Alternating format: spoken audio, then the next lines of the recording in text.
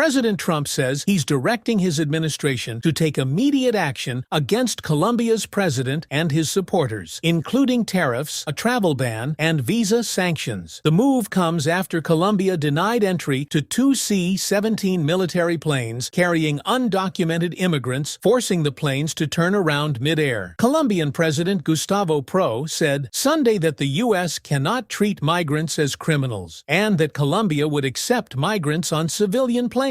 The news comes just days after the White House posted these images of migrants boarding a C-17 for deportation, with the Trump administration hailing the move as a promise. We're getting the bad, hard criminals out. Two flights carrying migrants landed in Guatemala City on Friday, but a planned flight to Mexico was blocked by the Mexican government last week, and Brazil's foreign ministry on Sunday called the process a degrading treatment of the Brazilians deported from the U.S. The State Department did not immediately respond to a request for comment. ICE told the Journal that plans to use the military planes to increase deportations, but some are questioning whether the use of military aircraft is necessary, since the U.S. has been using passenger planes like these for years to deport migrants. So here's what we know. The CI-17 is a large Air Force plane that's typically used to transport troops and cargo like this tank, while the Air Force says it's designed to hold about 100 paratroopers with their gear. It can also carry more than 800 passengers if needed, as here during the U.S. evacuation from Afghanistan on Friday. Two C-17 cell with about 80 migrants. Each arrived in Guatemala City from Texas and Arizona. As for the price tag, the Department of Defense says the C-17 costs about $220,000 an hour. To operate, that's more than double a typical repatriation flight, which costs about $8,500 an hour. According to ICE, both President Trump and his borders, Tom Homan, have pledged to use the U.S. military to enforce immigration laws. And the White House is deploying frontline combat troops to the southern border. Every time you enter this country illegally, you violated a crime under Title 8. United States Call 1325. It's a crime. So if you're in the country legally, you got a problem.